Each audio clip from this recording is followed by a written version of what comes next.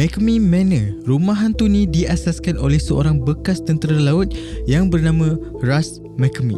Okey, cerita dia macam ni. Russ McMee ni waktu tu dia nampak orang awam ataupun orang ramai ni sanggup buat apa sahaja demi duit. Waktu tu memang krisis duit lah kan. So, bermulalah dia punya idea gila dia. Contoh situasi dia macam ni lah. Apa kata kita buat survival game yang mana kalau orang tu berjaya bertahan 8 hingga 10 jam, dia akan mendapat ganjaran sebanyak $20,000 dan dinamakan McMee Manor Haunted House.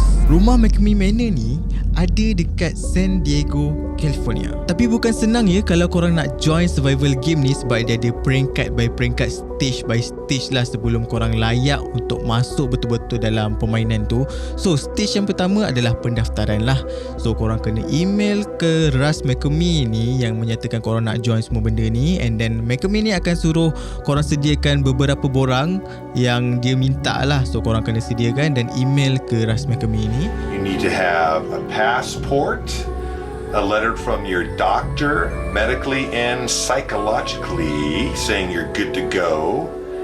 Need to be screened, a lot of screening, a background check, just to name a few things. So get ready. There's a reason why. And yeah, don't do it. Like I tell everybody, say it with me, 1, 2, 3, you really don't want to do this. Dan stage yang kedua, dalam ramai-ramai tu, kalau korang terpilih, Russ McMee tu sendiri yang akan call korang dan tanyakan korang betul ke nak join.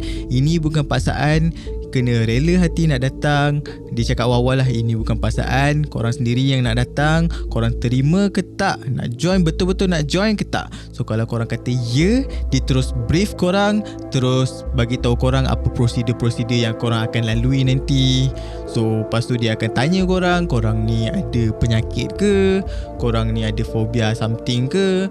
Lepas tu dia akan tanya apa benda yang korang paling takut sekali dalam hidup korang ni. Sama ada binatang ke, apa-apa je lah. Sebab apa dia tanya benda-benda tu? Apa sakit korang, apa fobia korang, apa benda yang korang paling takut. Sebab dia nak betul-betul get ready supaya nanti bila korang masuk, dia nak betul-betul korang ni terseksa, menderita trauma kat dalam tu. I'm begging you, please let me go home. Please let me go home. I'm begging you, I can't This one's mine. do You're not this. going anywhere. Tak habis lagi tu, lepas dia brief semua tu, and then lepas dia dah terangkan semua prosedur-prosedur yang korang akan lalui ni, dan korang setuju, korang akan terus pergi ke stage yang ketiga. Dia akan bagi korang borang untuk korang isti sebanyak